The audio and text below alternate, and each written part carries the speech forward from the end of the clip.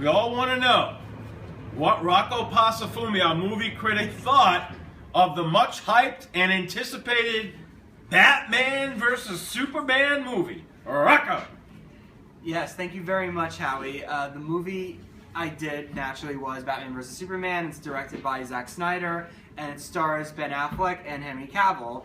After the cataclysmic events of Man of Steel, debate emerges as to whether Metropolis's alien superhero, Superman, played by Cavill, does more harm than good, and is soon challenged by neighboring Gotham City's masked Dark Knight, Batman, played by Affleck.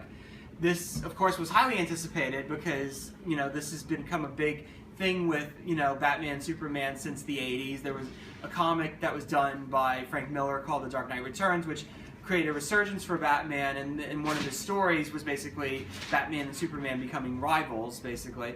The aspect of this story is fascinating because there's a lot of allegory. The superhero stuff is great allegory for the stuff that goes on right now in our society, and that aspect really gives it a lot of power as a movie. Unfortunately, the real problem, though, with this movie is the fact that there's an imbalance between the story and the plot and all the action. The action is so intense, and it's such a big, it becomes like a big part of everything that there's no balance between when the action stops and the story continues. And there's parts of this movie that are really awesome and are really compelling, and then there are parts where the movie just kind of sinks into an abyss, and you like half the time you're like enjoying it, and half the time you're like, can we get on with this already?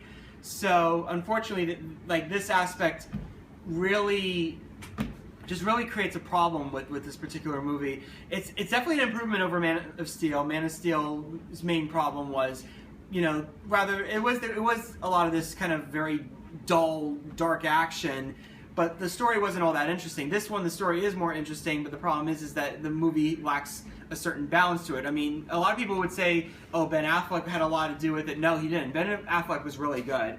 In many ways, I think he's actually a better Batman than Christian Bale was. Christian Bale was, as much as he was a great Bruce Wayne, he was also very, very over the top and cartoonish as Batman, and luckily Ben Affleck does not do this, and thankfully he really is a good Batman for this era of superhero movies, and I think that he definitely is one of the better aspects of this movie.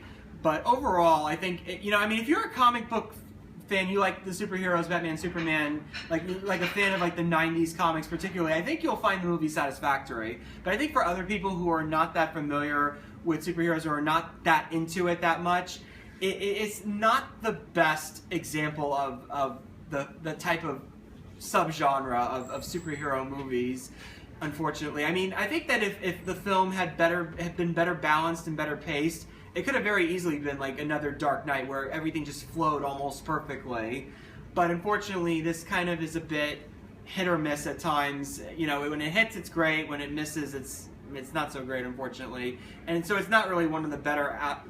It really could have been done a lot better, basically. So I give Batman versus Superman, I give it 2 out of 5 stars. So thank you very much. Hey, Rocco, thank you very much.